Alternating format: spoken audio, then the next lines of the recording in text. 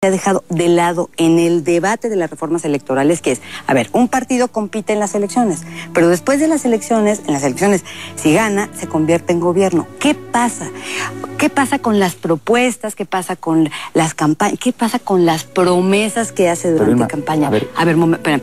Pero es que, porque además tenemos que cerrar, pero eso es un problema ya no estrictamente electoral, cómo se ejerce el gobierno. No, sí. Fíjate que una de las dimensiones de la calidad de la democracia es lo que se le llama la responsividad, que es, digamos, la capacidad de respuesta de los partidos políticos a los intereses de los ciudadanos. Hay condiciones mínimas y básicas para que se genere ese mayor vínculo entre lo que la gente está pensando en su casa, preocupado, alterado, y lo que los partidos salen y prometen. La elección de 2009 fue el ejemplo más claro de esta desvinculación absoluta y total entre los partidos. Poca diferencia entre sus ofertas, las mismas ofertas, los mismos competidores, muy acotado. Bueno, acuérdense, estaban los medios de comunicación plantearon. Tenemos que concluir, entonces vamos a una ronda final de conclusiones. Tonatiuh, te pediría para modo de conclusión, tu balance de la reforma de 2007 y sintéticamente los grandes pendientes. El problema de medios, la publicidad gubernamental y la representación efectiva. Este tema de la permeabilidad, creo que son temas fuertes, pendientes, que la reforma de 2007 avanzó, pero no ha concluido en términos reales la nueva regulación o el nuevo mapa. De suyo, yo creo que la democracia es muy valiosa, tiene un gran sentido, pero también hay una finalidad última, que es la del desarrollo de la persona, el desarrollo del ciudadano. Y esa finalidad última no la hemos cubierto. Y buena parte creo que pasa por el tema de la representación. Cuando hemos visto liderazgos importantes que transforman, que se comprometen con la agenda pública, vemos personalidades que sí logran reflejar en la esfera local o la estatal o la nacional, logran reflejar esa agenda, pero tenemos otra larga lista de personajes que no tienen nada que ver con esa agenda.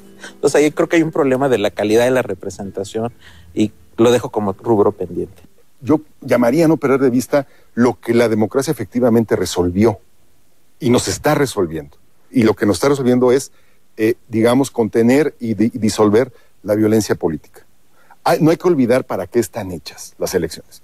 Para que una sociedad plural, una sociedad de muy diversos y arraigados intereses pueda convivir y encontrar un cauce para que se exprese. La ruta electoral constituye la vía por la cual se procesan las diferencias, se procesa el pluralismo político y se mantiene, en última instancia, la paz social. Si creo que hemos hecho bien la tarea en alguna materia en nuestro país, ha sido precisamente en la materia electoral. Es tarea llevar este buen trabajo cumplido a otras áreas de la vida política y social de México. Muchas gracias. Esto ha sido Discutamos México. Lo esperamos en la siguiente emisión de esta serie.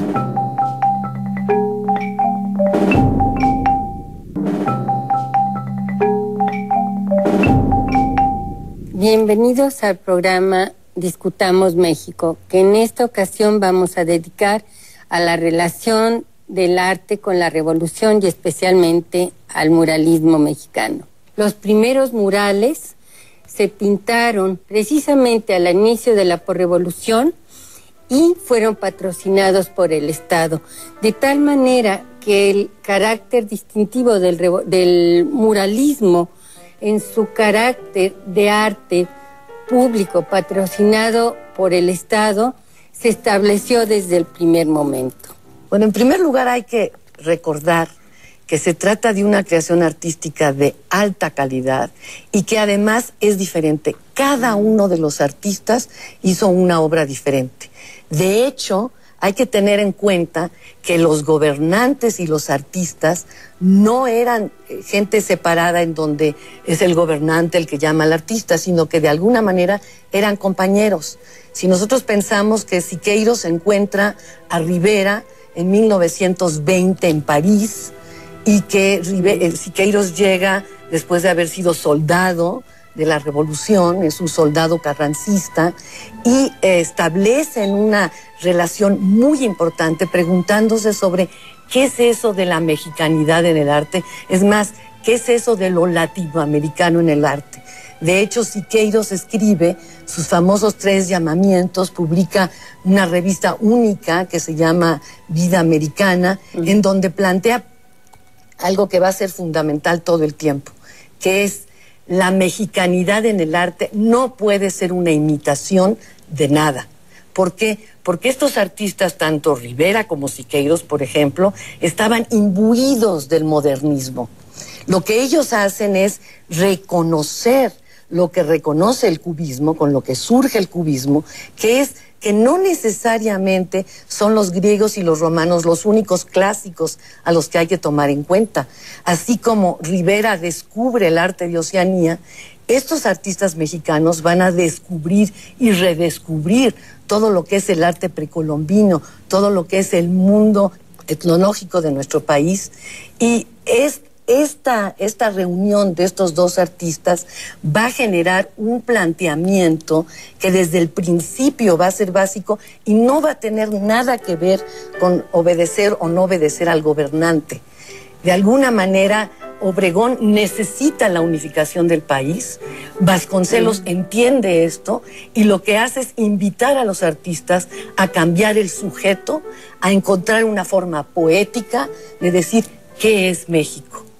Y lo que es muy interesante es que cuando los artistas llegan a México, efectivamente Vasconcelos les reparte los edificios públicos sin decirles qué es o cómo es lo que tienen que hacer, y cada uno lo hace de maneras profundamente diferentes, todos ellos, por un lado, preguntándose sobre la mexicanidad, pero de hecho, los primeros murales de San Ildefonso son murales totalmente endeudados con el arte renacentista visto desde los ojos cubistas, desde los ojos expresionistas. A mí me gusta mucho esta idea que propones del Renacimiento, porque precisamente es en esta época cuando se empieza a hablar del renacimiento artístico, a la par de una renovación política, una renovación social. Entonces, esta idea del renacimiento artístico, que por un lado tiene que ver con estos renacentistas italianos, de los cuales admiran, bueno, pues la modernidad, pero también digamos que se conectan con esta negación de un pasado inmediato